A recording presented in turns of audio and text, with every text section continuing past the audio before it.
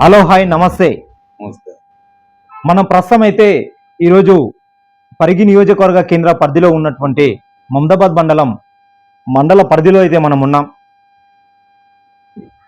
ఇక్కడ కాంగ్రెస్ పార్టీ కోసం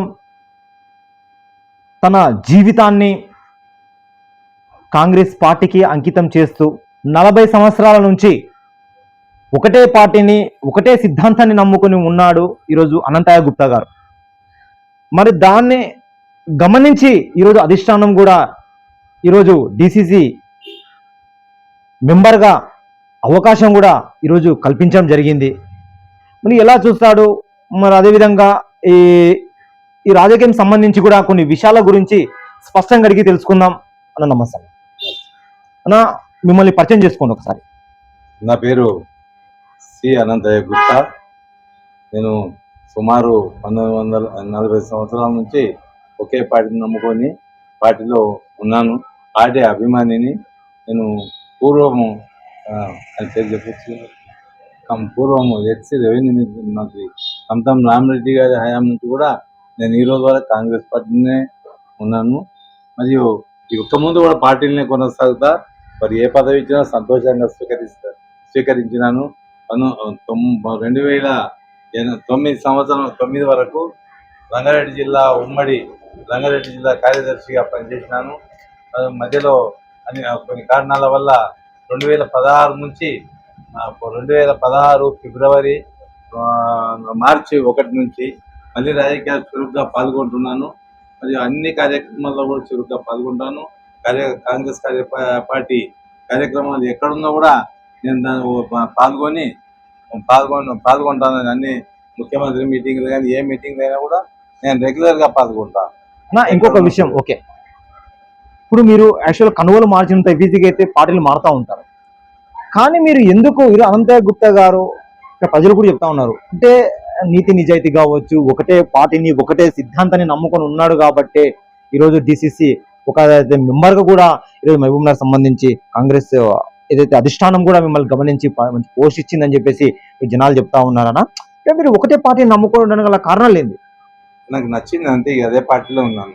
ఓకే, అదే పార్టీ ఎక్కడ నచ్చలే, ఎక్కడ పోలేదు నేను. ఓకే, అంటే మీకు నచ్చింది కాబట్టి అదే పార్టీలో.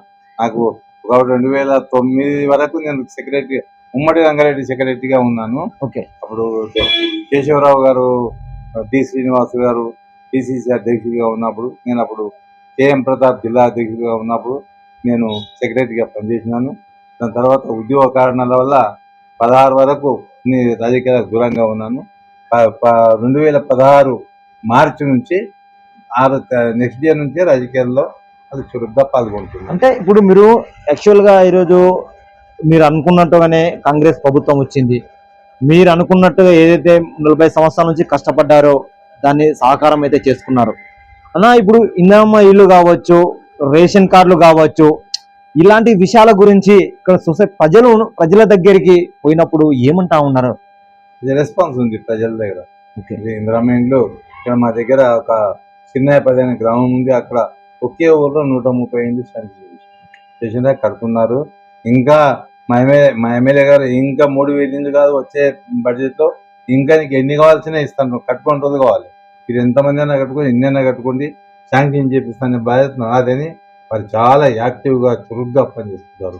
ఇంకొకటి, ఇప్పుడు మీ 40 సంవత్సరాల అనుభవపూర్వకంగా ఈరోజు రాజకీయంలో ఒకటి ఏముందంటే, ఈరోజు మంత్రి అతి తొందరలోనే మీ ఎమ్మెల్యే కాబోతా ఉన్నాడని చెప్పేసి చర్చ నడుస్తా ఉందన్నా, ఎలా చూస్తారు ఆ విషయాన్ని? చాలా సంతోషం అన్న, అది గర్వించదగ్గ విషయం. మాకు ఎప్పుడంటే అప్పుడు కంతం రామరెడ్డి గారు ఉన్నప్పుడు మా పరిగి కాన్స్టిట్యున్సీకి రెవెన్యూ మంత్రి, మార్కెటింగ్ మంత్రి 2-3 హోదాల్లో పనిచేశారు. వారు ఉన్నంత వరకు. వారి తర్వాత మా కాన్స్టిట్యున్సీకి మంత్రి పదవి లేదు. ఇప్పుడు సమర్థవంతమైన మా ఎమ్మెల్యే గారు present SIR chairman, Telangana state చైర్మన్గా ఉన్నాడు. ఆయన ఏ పదవి తీసుకున్నా ఏమున్నా యాక్టివ్గా పర్ఫెక్ట్గా విజయవంతంగా ముగిస్తారని మాకు అందరికీ పరిగి ప్రజలందరూ నమ్ముతారు. కనుక వారికి ఏ పదవి ఇచ్చినా సమర్థవంతమైన నాయకుడు, ఏ పదవి ఇచ్చినా నిర్వహించే శక్తి ఆయనకు ఉంది. కనుక అటువంటి నాయకుడు ఉండేది చాలా అరుదుగా ఉంటారు. వారు తొందరలో మినిస్టర్ కావాలని మా కోరిక కూడా మొదటి కోరిక. అందరికంటే ఎక్కువ సంతోషపడటం మేమే. అంటే ఇప్పుడు అనంతయ్య గుప్తా గారు అయితే మంత్రి పదవి ఏదైతే మీ ఎమ్మెల్యే గారికి వస్తే అందరికంటే ముందు హ్యాపీగా ఫీల్ అయ్యేటట్టున్నారు నాకు తెలిసి. ఫీల్ అవుతాము. మాకు కూడా మాట వేరే మాకు తగిన ప్రాతినిధ్యం కల్పిస్తామని మాట ఇచ్చిండు. ఓకే ఆయన మాట అంటే మాట శ్రీరాములు లాగానే. ఓకే మాట ఇచ్చిందంటే మాటనే, అంతే అంతే, మేమే తిప్పేది లేదు. ఓకే అంటే ఏదైతే మాట ఇస్తాడో అదే మాట పూర్వకంగా మాట నిలబట్టి పెట్టుకునే వ్యక్తి ఈరోజు మా ఎమ్మెల్యే మీరు చెప్తా ఉన్నారు అన్న. ఇప్పుడు ఎక్కడ లేని రాజకీయం అయితే ఈరోజు పరిగి నియోజకవర్గంలో కనిపిస్తా ఉందన్న.